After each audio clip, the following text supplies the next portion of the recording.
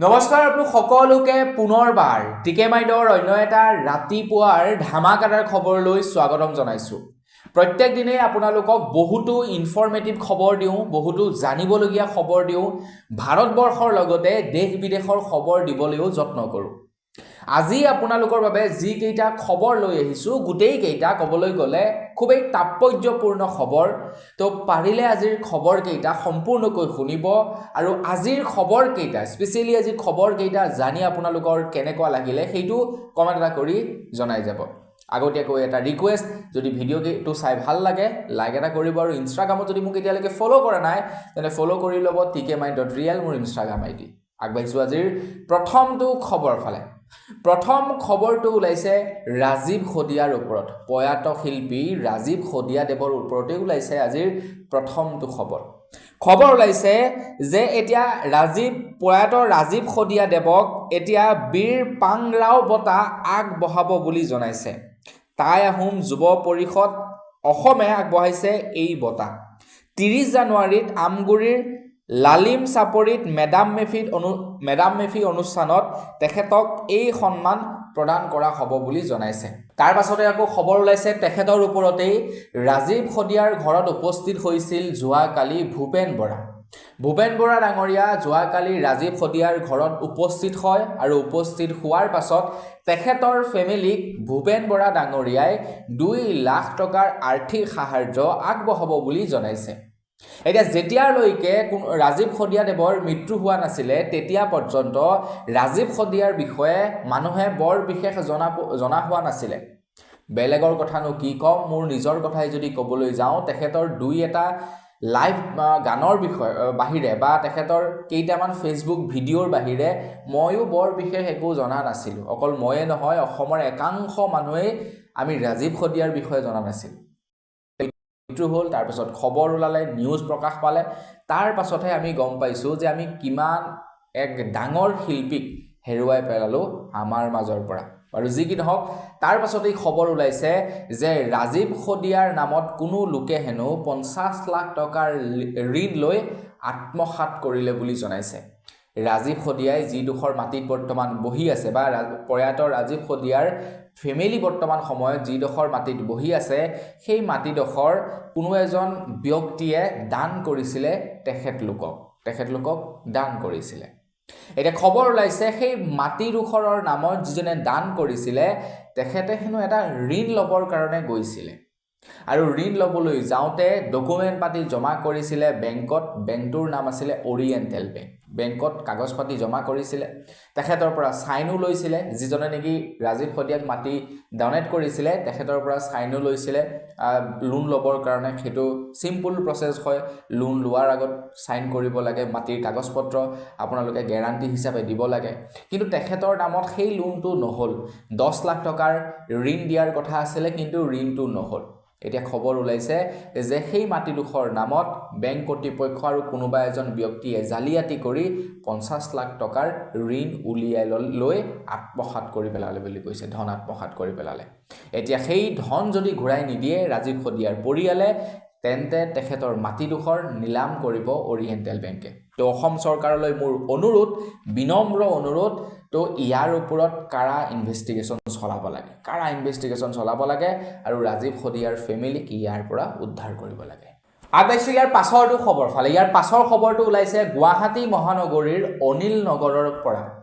খবৰ ওলাইছে গুৱাহাটী মহানগৰীৰ অনিল নগৰত এগৰাকী মহিলাৰ মৃত্যু হয় আৰু পৰিয়ালবৰ্গই কৈছে যে অশোক সিংগালৰ পুত্ৰৰ প্ৰতিষ্ঠানৰ বাবেই হেনো সেই মহিলাগৰাকীৰ মৃত্যু হয় বুলি এতিয়া এলিগ্ৰেশ্যন লগাইছে অশোক সিংগালৰ পুত্ৰৰ এটা প্ৰতিষ্ঠানৰ ওপৰত। তো অনিল নগৰৰ সেই মানুহসকলে জনোৱা অনুসৰি বা সেই ৰাইজে জনোৱা অনুসৰি বা সেই যিগৰাকী মহিলাৰ মৃত্যু হৈছিলে তেখেতৰ আত্মীয়ই জনোৱা অনুসৰি তৰুণ নগৰত ৰাস্তা খনন কাৰ্য চলি আছিল আৰু ৰাস্তা খনন কাৰ্য চলি থকাৰ বাবেই এম্বুলেন্স পাৰ হৈ যাব নোৱাৰিলে আৰু এম্বুলেন্স পাৰ হৈ যাব নোৱাৰাৰ ফলতেই সেই মহিলাগৰাকীৰ মৃত্যু হয় বুলি জনাইছে।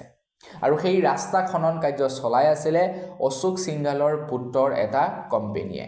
এতিয়া এই কথা মই কোৱা নাই, এই এলিগেশ্যন লগাইছে অনিল নগৰৰ যিটো ফেমিলিয়ে তেখেতলোকৰ সেই মহিলাগৰাকীক হেৰুৱালে, তো সেই ফেমিলিয়ে এই কথা কৈছে।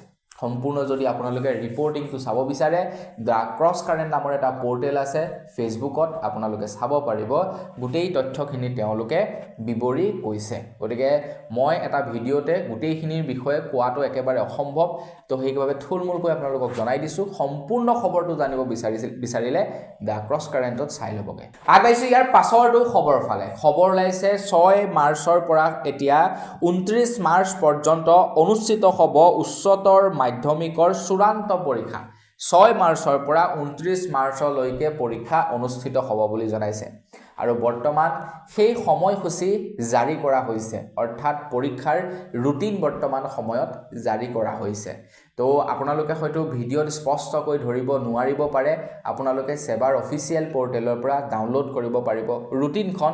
যদি ঘৰৰ কোনো ল'ৰা ছোৱালীয়ে পৰীক্ষা দিব তেনেহ'লে ডাউনলোড কৰি ল'ব। তো আগতীয়াকৈ সকলো ছাত্ৰ ছাত্ৰীকে মোৰ তৰফৰ পৰা বহুত বেছি শুভেচ্ছা জনালোঁ। তো পৰীক্ষাৰ পাছতে আকৌ আহি আছে ধামাকা এটা বিহুৰ পূৰ্বে আকৌ হৈ যাব ইলেকশ্যন, মানে পৰীক্ষাৰ পাছতে এপ্ৰিল মাহত অনুষ্ঠিত কৰিব নিৰ্বাচন। তো নিৰ্বাচনৰ পাছতে আকৌ বহাগ বিহু।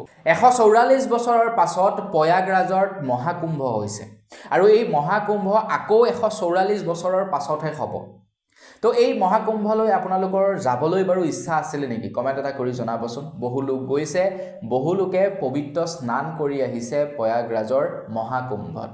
এতিয়া খবৰ ওলাইছে মহাকুম্ভত আমাৰ অসমৰ শক্তিপীঠ কামাখ্যা মন্দিৰ আৰু লগতে আমাৰ অসমৰ বহুতো সংস্কৃতি, লগতে শ্ৰীমন্ত শংকৰদেৱকে ধৰি আমাৰ অসমৰ বহুতো কলা সংস্কৃতি প্ৰদৰ্শন কৰা হৈছে বুলি জনাইছে।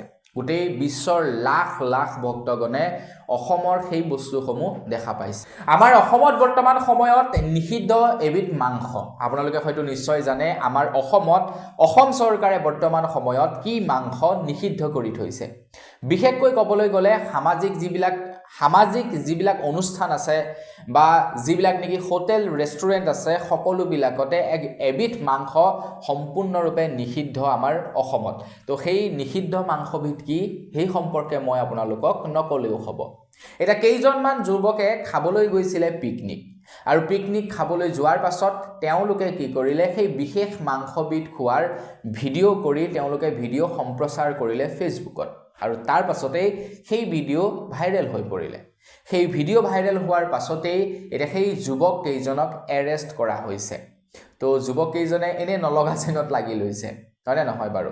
তো এইটো সিম্পল কথা, জানিবলগীয়া কথা যে যিটো বস্তু আমাৰ অসমত নিষিদ্ধ ঘোষণা কৰি থৈছে, তো সেই বস্তুটোক তেওঁলোকে ভিডিঅ' কৰি আপলোড কৰাটো তেওঁলোকৰ মুখামিৰ কথা। খাইছে খাওক, মনে মনে খাই গুচি আহক, কোনো কথা নাছিলে, কিন্তু সিহঁতে ভিডিঅ' কৰি দেখুৱাই দিয়াৰ বাবে বিপদত পৰিলে আৰু তাৰ পাছত তেওঁলোকে এৰেষ্ট কৰিলে। তো সেইকাৰণে এটা কথা আছে যে য'ত আপোনাৰ শক্তি প্ৰদৰ্শন কৰিব লাগে তাতহে আপুনি শক্তি প্ৰদৰ্শন কৰিব। য'ত নেকি আপোনাৰ শক্তিৰ কোনো কাম নাহিব তাত আপুনি আপোনাৰ শক্তি প্ৰদৰ্শন কৰিবলৈ গ'লে ওলোটা আপুনি বিপদতহে পৰিব। তো সেইকাৰণে সদায় বিবেকেৰে কাম কৰিব লাগে। আগবাঢ়িছোঁ ইয়াৰ পাছৰটো খবৰ ফালে। অসমৰ মুখ্যমন্ত্ৰী ডক্টৰ হিমন্ত বিশ্ব শৰ্মাদেৱ দক্ষিণ কোৰিয়া পাৰ হৈ এতিয়া পালেগৈ টকিঅ'ত। এডভান্টেজ আছামৰ বাবে অসমৰ মুখ্যমন্ত্ৰী ডক্টৰ হিমন্ত বিশ্ব শৰ্মাদেৱে দক্ষিণ কোৰিয়াৰ পাছত এইবাৰ টকিঅ' পাইছেগৈ বুলি জনাইছে, আৰু প্ৰায় 160 গৰাকীকৈ উদ্যোগপতিৰ সৈতে তেখেতে সাক্ষাৎ কৰিব, মিটিং কৰিব বুলি জনাইছে। আমাৰ অসমত যাতে তেওঁলোকে পইচা ইনভেষ্ট কৰে, অসমৰ ঔদ্যোগিক ক্ষেত্ৰটোক যাতে আগবঢ়াই নিয়ে, তো তাৰ বাবে অসমৰ মুখ্যমন্ত্ৰী ডাঙৰীয়াই উত্তৰ কোৰিয়া আৰু লগতে টকিঅ'ৰ বহুতো ডাঙৰ ডাঙৰ বিজনেছমেনৰ সৈতে মিটিং কৰিছে। আগবাঢ়িছোঁ ইয়াৰ পাছৰটো খবৰ ফালে। আমেৰিকাৰ নতুন প্ৰেছিডেণ্ট হ'ল ডনাল্ড ট্ৰাম্প। আমেৰিকাৰ নতুন প্ৰেছিডেণ্ট ৰূপে শপত লোৱাৰ পাছতেই বা আমেৰিকাৰ নতুন ৰাষ্ট্ৰপতি ৰূপে শপত লোৱাৰ পাছতেই ডনাল্ড ট্ৰাম্পে এতিয়া এনে এটা কথা উল্লেখ কৰিছে যাৰ ফলত নেকি সহস্ৰ ভাৰতীয় এতিয়া ভাৰতলৈ পুনৰ ঘূৰি আহিব লাগিব। অকল ভাৰতীয়ই নহয়, যিসকলে নেকি বেআইনীভাৱে গৈ আমেৰিকাত আছেগৈ, তেওঁলোকৰ উপযুক্ত নথি পত্ৰ নোহোৱাকৈ তেওঁলোকে এতিয়া নিজৰ দেশলৈ ঘূৰি আহিব লাগিব বুলি জনাইছে। এতিয়া ডোনাল্ড ট্ৰাম্পে নতুন আইন প্ৰণয়ন কৰিব আমেৰিকাত, যাৰ ফলত নেকি এতিয়া বহুতো ভাৰতীয়ই আমেৰিকা এৰি ভাৰতলৈ আহিব লাগিব বা বিভিন্ন দেশৰ নাগৰিকে এতিয়া নিজ নিজ দেশলৈ পুনৰ যাবগৈ লাগিব আমেৰিকা এৰি। তো ডোনাল্ড ট্ৰাম্পে ৰাষ্ট্ৰপতি ৰূপে শপত লোৱাৰ পাছতে এটা বৃহৎ ঘোষণা কৰি দিছে। আগবাইছোঁ ইয়াৰ পাছৰটো খবৰ ফালে। ইয়াৰ পাছৰ খবৰটো ওলাইছে মণিপুৰৰ পৰা। এটা পলিটিকেল নিউজ ওলাই পৰিছে মণিপুৰত। এতিয়া হয়তো বিজেপিৰ সৈতে খবৰ লোৱা অনুসৰি বিজেপিৰ সৈতে এতিয়া জনতা দলে তেওঁলোকৰ যি নেকি এলায়েন্স আছিলে সেয়া এলায়েন্স প্ৰত্যাহাৰ কৰিছে বুলি জনাইছে মণিপুৰৰ পৰা। এতিয়া সবতে তেওঁলোকে প্ৰত্যাহাৰ কৰা নাই, কেৱল মণিপুৰৰ পৰা তেওঁলোকৰ যি নেকি এলায়েন্স আছিলে সেয়া প্ৰত্যাহাৰ কৰিছে বুলি জনাইছে জনতা দল ইউনাইটেডে। JDU-এ মানে এতিয়া মণিপুৰত একলগ হৈ নিৰ্বাচন নেখেলো বুলি জনাইছে। মণিপুৰত যি নেকি বিধানসভা নিৰ্বাচন হ'ব মানে সেই বিধানসভা নিৰ্বাচনত একলগ হৈ নেখেলে বিজেপি আৰু JDU পাৰ্টিয়ে। আগবাইছোঁ ইয়াৰ পাছৰটো খবৰ ফালে। ইয়াৰ পাছৰ খবৰটো ওলাইছে গুজৰাটৰ পৰা। গুজৰাটৰ এটা বীমা কোম্পানীৰ এজন এজেণ্টে প্ৰায় 32 কোটি টকাৰ কেলেংকাৰী কৰি দিলে। কেলেংকাৰী নহয়, প্ৰায় 32 কোটি টকাৰ আত্মসাৎ কৰিলে এজন বীমা কোম্পানীৰ এজেণ্টে। খবৰ ওলাইছে গুজৰাটৰ পৰা। গুজৰাটৰ IFFCOৰ ৰুক্মিণী গাঁও শাখাৰ বীমা কোম্পানীৰ এজন এজেণ্টে মানুহৰ প্ৰায় 32 কোটি টকা আত্মসাৎ কৰিলে বুলি জনাইছে বা প্ৰায় 32 কোটি টকা লুটি লৈ গ'ল বুলি জনাইছে। 2018 চনৰ পৰাই শাখাটোৰ এই বৃহৎ পৰিমাণৰ ধন আত্মসাৎ কৰি আছিলে সেই ব্যক্তিজনে। 2018 চনৰ পৰাই কেলেংকাৰী কৰি আছিলে মানুহৰ ধন, মানে চাগে প্ৰিমিয়াম জমা দিয়ে, তেওঁলোকে চাগে জমা নকৰে, খাই পেলায় সেই এজেণ্টজনে। 32 কোটি টকাৰ জালিয়াতি কৰি পেলালে। তো সেইবাবে আজিকালি এজেণ্টবিলাককো মানে বিশ্বাস কৰিবলৈ টান। অনলাইন পদ্ধতি ওলাইছে, আপোনালোকৰো যদি প্ৰিমিয়াম জমা দিবলৈ থাকে অনলাইনতে জমা দিব, এনেই আপোনালোকে পইচাটো দি বেলেগক মাছ মাংস খাবলৈ নিদিব। আগবাইছোঁ ইয়াৰ পাছৰটো খবৰ ফালে। দিল্লীৰ প্ৰাক্তন মুখ্যমন্ত্ৰী অৰবিন্দ কেজৰিৱালে কৈছে যে ভাৰতৰ মধ্যবিত্ত লোকসকলক ATM মেচিন ৰূপে ব্যৱহাৰ কৰে ভাৰত চৰকাৰে। ভাৰত চৰকাৰে মধ্যবিত্ত লোকসকলক ATM মেচিন ৰূপে ব্যৱহাৰ কৰে বুলি জনাইছে অৰবিন্দ কেজৰিৱালে। তো অৰবিন্দ কেজৰিৱালে এইষাৰ কথা কিয় ব্যৱহাৰ ক'ব লগা হ'ল? এতিয়া আপোনালোকে চাব, মধ্যবিত্ত লোকসকলক বৰ সাংঘাতিক ৰূপে প্ৰেছাৰ দিছে, বৰ সাংঘাতিক ৰূপে হেঁচা দিছে চৰকাৰে, বৰ সাংঘাতিক ৰূপে কৰৰ বোজা জাপি দিছে মধ্যবিত্ত লোকসকলৰ ওপৰত। এতিয়া যিসকল ধনী ব্যক্তি তেওঁলোকৰ কথাটো নকওঁৱেই, তেওঁলোক ধনীয়ে, কাৰণ তেওঁলোকৰ কোম্পানী আছে, ধনী মানে বৰ সাংঘাতিক ধনী। আৰু যিসকল দুখীয়া মানুহবিলাকক চৰকাৰে বিভিন্ন আঁচনি দিছে। ধনীবিলাকক আঁচনিৰ দৰকাৰ নাই, তেওঁলোকে আঁচনি দিবহে পাৰে, তেওঁলোকক আঁচনিৰ দৰকাৰ নাই, তেওঁলোক ধনীয়ে। বাকী দুখীয়াসকলক আঁচনিৰ প্ৰয়োজন আছে, সেইমতে চৰকাৰে আঁচনি দিছে, আঁচনিৰ জৰিয়তে পইচা পাতি দিছে। কিন্তু মধ্যবিত্ত লোকসকল মাজতে থাকি গৈছে। মধ্যবিত্ত লোকসকলক ATM মেচিন ৰূপে এইকাৰণে ব্যৱহাৰ কৰিছে বুলি কৈছে অৰবিন্দ কেজৰিৱালে, কাৰণ ইমানেই কৰৰ বোজা জাপি দিছে মধ্যবিত্ত লোকসকলৰ ওপৰত। প্ৰত্যেকটো বস্তুতেই GST ইনক্ৰিজ কৰিছে। এইটো বোলে আমুক টেক্স, এইটো বোলে তামুক টেক্স, এই বোলে ইনকম টেক্স, এই বোলে আমুক টেক্স। ফলত কি হৈছে? মধ্যবিত্ত মানুহবিলাকৰ পকেট ঢিলা হৈ পৰিছে, মধ্যবিত্ত মানুহবিলাকৰ জীৱন ধাৰণাৰ প্ৰণালীটো চেঞ্জ হৈ পৰিছে, চলিবলৈ অসুবিধা হৈ পৰিছে। আৰু সেইবাবে অৰবিন্দ কেজৰিৱালে মধ্যবিত্ত মানুহবিলাকক ATM মেচিন ৰূপে ব্যৱহাৰ কৰা বুলি এইটো এটা এলিগ্ৰেশ্যন লগাইছে ভাৰত চৰকাৰৰ ওপৰত। আগবাইছোঁ ইয়াৰ পাছৰটো খবৰ ফালে। ইয়াৰ পাছৰ খবৰটো ওলাইছে গুৱাহাটী মহানগৰীৰ পৰা। খবৰ ওলাইছে গুৱাহাটী মহানগৰীত দ্বিতীয়গৰাকী HMPV ভাইৰাছত আক্ৰান্ত হোৱা ৰোগী চিনাক্ত হৈছে বুলি জনাইছে।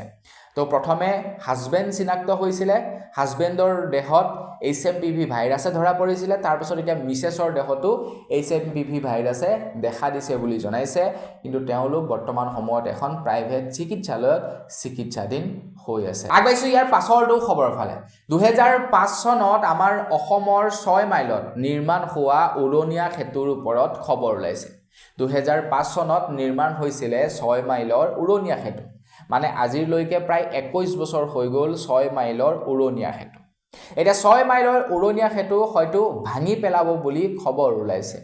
খবৰ লোৱা অনুসৰি আমাৰ অসমৰ উচ্চ স্তৰৰ অভিযন্তা বা উচ্চ স্তৰৰ এক্সপাৰ্ট অভিযন্তাই কৈছে যে 6 মাইলৰ যি নেকি উৰণীয়া সেতু তো সেই উৰণীয়া সেতুত এতিয়া যিবিলাক পিলা আছিলে বা যিবিলাক খুঁটি আছিলে সেই খুঁটিবিলাক কি হৈছে ফাট মেলিছে বুলি জনাইছে আৰু সেই খুঁটিবিলাক ৰিপেয়াৰিং কৰা নাযাব যদি কেনেবাকৈ ৰিপেয়াৰিং কৰি যেনতেনে থৈ দিয়া যায় তেনেহলে ভৱিষ্যতে সেই 6 মাইলৰ উৰণীয়া সেতুখন খহি যোৱাৰ সম্ভাৱনা আছে প্ৰায় 55 কোটি টকা ব্যয় সাপেক্ষে উৰণীয়া সেতুখন নিৰ্মাণ কৰা হৈছিল 2005 চনত এতিয়া সেইখন ভাঙিব হয়তো এতিয়া অসমে আৰু এখন উৰণীয়া সেতু লাভ কৰিব 6 মাইলৰ উৰণীয়া সেতু হয়তো ভাঙি আৰু এখন তাতে উৰণীয়া সেতু নিৰ্মাণ কৰিব সাকে কি হয় দেখা যাওক অনাগত সময়ত আমি নিশ্চয় গম পাম আগাইছো ইয়াৰ পাছৰটো খবৰ ফালে ইয়াৰ পাছৰ খবৰটো ওলাইছে বিশ্বনাথ চাৰিআলিৰ পৰা আপোনালোকে হয়তো এটা খবৰ গম পাইছে বিশ্বনাথ চাৰিআলিৰ ইছান নিউজৰ এজন সাংবাদিকক এৰেষ্ট কৰে আৰু তেখেতৰ দুখ হৈছে কি তেখেতে কোনোবা এজন বিধায়কৰ পত্নীৰ ওপৰত নিউজ কৰিছিলে তো ৰিপৰ্টিং কৰিছিলে এজন বিধায়কৰ পত্নীৰ ওপৰত এতিয়া এই সম্পৰ্কে আপোনালোকক বিতংভাৱে নজনাও কাৰণ মুকু যদি নি জেলত ভৰাই তই কি অৱস্থা হ'ব মোৰ হয় নে নহয় বাৰু আমাৰটো এনেকুৱা নহয় বোলে ধেৰ টকা সম্পত্তি আছে ঘৰৰ মানুহ মোক জেলত ভৰাই দিলে চলি দিব পাৰিব তেনেকুৱা নহয় গতিকে সেই সম্পৰ্কে বৰ বিশেষ নাযাওঁ ক'বলৈ কিন্তু কৃষক মুক্তি সংগ্ৰাম সমিতি তথা বিৰোধী পাৰ্টিয়ে এতিয়া চৰকাৰক গৰিহণা জনাইছে আৰু কৈছে মুখ্যমন্ত্ৰী ডক্টৰ হিমন্ত বিশ্ব শৰ্মা দেৱ হোৱাৰ পাছৰে পৰা আমাৰ অসমৰ সাংবাদিকসকলৰ ওপৰত হেঁচা প্ৰয়োগ কৰিবলৈ ট্ৰাই কৰিছে চৰকাৰৰ বিৰুদ্ধে বা কোনো মন্ত্ৰী এমএলএৰ পত্নীৰ বিৰুদ্ধে বা মন্ত্ৰী এমএলএৰ বিৰুদ্ধে যদি নিউজ প্ৰচাৰ কৰে তো তেওঁলোকক যিকোনো প্ৰক্ৰিয়াৰে দমন কৰি ৰাখিবলৈ ট্ৰাই কৰে এতিয়া সাংবাদিকে কি মন্ত্ৰী বিধায়কৰ পত্নীৰ ওপৰতো বা যিটো বেয়া হয় সেই বেয়াৰ ওপৰত কি মাত মাতিব নোৱাৰিব নি বুলি একাংশ লোকে এতিয়া প্ৰশ্ন উত্থাপন কৰিছে এটা সিগাৰেটে আমাৰ কিমান বিপদ আনিব পাৰে বাৰু আপুনি জানেনে আপুনি বাৰু দিনটোত কেইটা সিগাৰেট সেৱন কৰে আপুনি প্ৰত্যেক দিনে কমেন্ট এটা কৰি জনাবচোন বা আপুনি সিগাৰেট খায় নে নাখায় সেইটোৱে কমেন্ট কৰি জনাব এটা খবৰ ওলাইছে যে এটা সিগাৰেট মাত্ৰ এটা সিগাৰেট যদি আপুনি নিতৌ সেৱন কৰে তেনেহলে আপোনাৰ জীৱনৰ পৰা 20 মিনিটকৈ সময় নাইকিয়া হৈ যায় মানে আপোনাৰ আয়ুস 20 মিনিটকৈ কমি গুচি যায় আপুনি এদিনত যদি এটা সিগাৰেট খায় গতিকে দুটা যদি খায় মানে 40 মিনিট যদি তিনিটা খায় মানে 1 ঘণ্টা তো মানে আপোনালোকে যদি প্ৰত্যেক দিনে 10-12টা সিগাৰেট খায় তেনেহলে আপোনাৰ জীৱনৰ পৰা কিমান আয়ুস কমি গৈছে ভাবক তো সিগাৰেট খোৱাটো বন্ধ কৰক একেবাৰেতো বন্ধ কৰিব নোৱাৰে লাহে লাহে কমাই দিয়ক আগাইছো ইয়াৰ পাছৰটো খবৰ ফালে ইয়াৰ পাছৰ খবৰটো ওলাইছে ষ্টেট বেংকৰ পৰা ষ্টেট বেংকে এতিয়া ষ্টেট বেংকৰ গ্ৰাহকসকলৰ বাবে এটা বিৰাটেই ভাল খবৰ ঘোষণা কৰিছে ষ্টেট বেংকে কৈছে যে ষ্টেট বেংকে এতিয়া ষ্টেট বেংকৰ গ্ৰাহকসকলক এমএসএমই লোন প্ৰদান কৰিব অনলাইন মাধ্যমৰ জৰিয়তে মানে বেংকত যোৱাৰ দৰকাৰ নাই বেংকত নোযোৱাকৈ অনলাইনতে আবেদন কৰি এমএসএমই লোন প্ৰদান কৰিব তো আপোনালোকেও লাভ কৰিব এমএসএমই লোন মানে বিজনেছ কৰিবৰ কাৰণে লোন আগবঢ়াব লো ৰেট অফ ইন্টাৰেষ্টত অনলাইন প্ৰসেছত আপোনালোকক এমএসএমই লোন দিব বুলি জনাইছে যদি আপোনালোকৰ ষ্টেট বেংকত একাউণ্ট আছে তেনেহলে আপোনালোকৰ বাবে দুটাকৈ ৱেবছাইট মুকলি কৰিছে এটা হৈছে www.janmarth.in/apply.sbi এইটো হৈছে এটা ৱেবছাইট য'ত আপোনালোকে 10 লাখ টকা লৈকে এমএসএমই লোন ল'ব পাৰিব তাৰ পাছৰটো ৱেবছাইট হৈছে য'ত নেকি আপোনালোকে 10 লাখৰ পৰা 5 কোটি টকা লৈকে ল'ব পাৰিব সেইটো হৈছে www.sbi.loans.in59minutes.com/home এই দুটা ৱেবছাইটতে আপোনালোকে আবেদন কৰিব পাৰিব এটাত দিব 10 লাখলৈকে আৰু এটাত দিব 10 লাখৰ পৰা 5 কোটি লৈকে মানে আপোনালোকে দুটা পৰ্যায়ত লোন ল'ব পাৰে যদিহে আপোনালোকে বিজনেছ কৰিম বুলি ভাবিছে আগাইছো ইয়াৰ পাছৰটো খবৰ ফালে ইয়াৰ পাছৰ খবৰটো ওলাইছে মহাৰাষ্ট্ৰৰ পৰা খবৰ ওলাইছে এখন চলন্ত ৰেলৰ পৰা কিছু লোকে জপিয়াই দিয়ে আৰু জপিয়াই দিয়াৰ পাছত অন্য এখন ৰেলৰ খুন্দাত কেইবাজনো লোক মৃত্যু হয় বুলি জনাইছে মহাৰাষ্ট্ৰত আৰু বিৰাটেই আচৰিতজনক এটা খবৰ ওলাই পৰিছে যে যিখন ট্ৰেইনৰ পৰা নেকি জপিয়াই দিছিলে একাংশ লোকে তো সেই ট্ৰেইনখনত কোনোবাই এটা উৰা বাতৰি প্ৰচাৰ কৰি দিলে যে সেই ট্ৰেইনখনত জুই লাগিছে আৰু যাৰ বাবে নেকি চলন্ত ৰেলৰ পৰা একাংশ লোকে জপিয়াই কি কৰিলে পাৰ হৈ যাবলৈ লওঁতে অন্য এখন ট্ৰেইনে আহি তেওঁলোকক খুন্দিয়াই দিলে এতিয়া সেই ট্ৰেইনখনৰ নাম হৈছে যিখন ট্ৰেইনত নেকি জুই লাগিছে বুলি খবৰ ওলাইছিলে মানে উৰা বাতৰি ওলাইছিলে সেই ট্ৰেইনখনৰ নাম হৈছে পুষ্পক এক্সপ্ৰেছ আৰু যিখন ট্ৰেইনৰ খুন্দাত প্ৰায় 11জনকৈ লোকৰ মৃত্যু হৈছে সেইখন হৈছে কৰ্ণাটক এক্সপ্ৰেছ এতিয়া কোনে সেই উৰা বাতৰি উলিয়ালে তো তেখেতলোকক ধৰি জেলত দিব লাগে বাপেকে যোৱাকালি এখন ফিল্ম চালো সবৰমতী এক্সপ্ৰেছ বুলি আপোনালোকে যদি নাই চোৱা চাবচোন সবৰমতী ৰিপৰ্ট চাবচোন এনেকুৱা ট্ৰেইন দুৰ্ঘটনাৰ লগতে জড়িত এটা ঘটনা যিটো নেকি বিৰাটেই চাবলগীয়া ঘটনা আপোনালোকেও চাব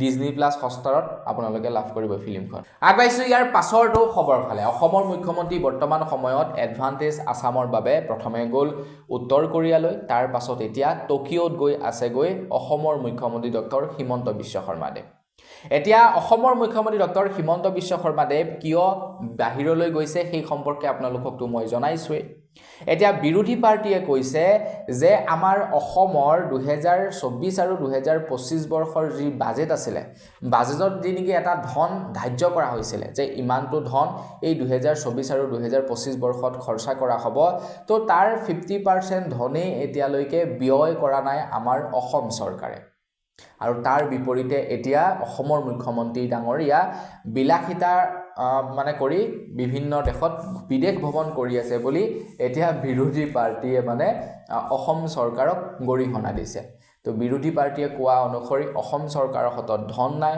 অসম চৰকাৰে লোন লাভ কৰা নাই যাৰ বাবদ নেকি এতিয়া যি নেকি যোৱা বৰ্ষৰ যি নেকি বাজেট আছিলে সেই বাজেটৰ 50% ধনেই ব্যয় কৰিব নোৱাৰিলে মানে ধনেই নাই ক'ৰ পৰা ব্যয় কৰিব এতিয়া আৰু বেছি দিনটো নাই 2 মাহ বাকী আছে নতুন বাজেট আহিবৰ বাবে এপ্ৰিলতো আহিবই এপ্ৰিলৰ পূৰ্বেই আহি যাব গতিকে এই 2 মাহত 50% টকা ক'ত খৰচা কৰিব অসম চৰকাৰৰ হাতত টকাই নাই তো বন্ধুবান্ধৱ নিবেগল বছ আজিৰ ভিডিঅ' জনাবলগীয়া খবৰ ইমান কেইটাই আছিলে আজি খবৰ কেইটা আপোনালোকে বৰ পালে নেকি বাৰু চাই কিনে জনাবচোন আৰু প্ৰায় এতিয়া 13টা মান বাজি আছে ৰাতি ভিডিঅ' এডিট কৰি আছো ৰেকৰ্ডিং কৰি আছো তো এডিট কৰোঁতে আঢ়ৈটা মানে 3টা ওচৰা-ওচৰি হ'ব তাৰ পিছত আপোনালোকে ভিডিঅ'টো চাবলৈ পাব আৰু যি কি নহওক যদি খবৰ কেইটা ভাল লাগিলে লাইক এটা কৰিব চেনেল যদি সাবস্ক্ৰাইব কৰা নাই সাবস্ক্ৰাইবটো কৰি ল'ব পুনৰ এটা ভিডিঅ' লগ পোৱাৰ খালি বিদায় মাগিছোঁ ধন্যবাদ জয়